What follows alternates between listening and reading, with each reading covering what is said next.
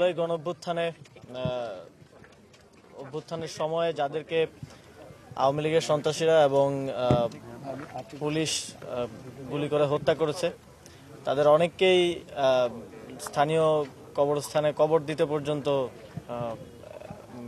মসজিদ কমিটি কিংবা ওনারা রাজি পর্যন্ত হন নাই এবং অনেকে হাসপাতালেও ভর্তি নেওয়া হয়নি। অনেকে চিকিৎসার অভাবে, সে সময় যদি চিকিৎসা পেত তাহলে হয়তো বেঁচে যেতেন। অনেকে চিকিৎসার অভাবে শহীদ হয়েছেন।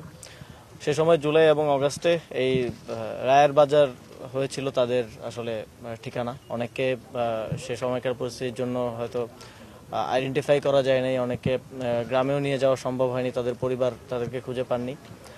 তো যদিও একটা দীর্ঘ সময় গেছে, তারপরেও আপনারা জানেন যে সরকার ইতিমধ্যে উদ্যোগ গ্রহণ করেছে এবং আগামী 5ই ডিসেম্বর আন্তর্জাতিক ফরেনসিক এক্সপার্টরা বাংলাদেশে আসবেন এবং আশা করা যাচ্ছে যে 7ই ডিসেম্বর থেকেই এই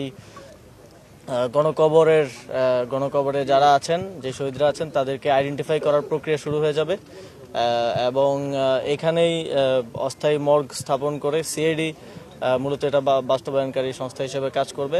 এখানে অস্থায়ী মর্গ স্থাপন করে, এখানেই টেন্ট স্থাপন করে এই কাজ শুরু হবে। জাতীয় এবং আন্তর্জাতিক ফরেনসিক এক্সপার্টদের মাধ্যমে ফরেনসিক করার মাধ্যমে আমরা আশা করি যে আমাদের সকল শহীদদের আমরা আইডেন্টিফাই করতে পারবো এবং তারা আমাদের শহীদদের তালিকায় অন্তর্ভুক্ত হবে।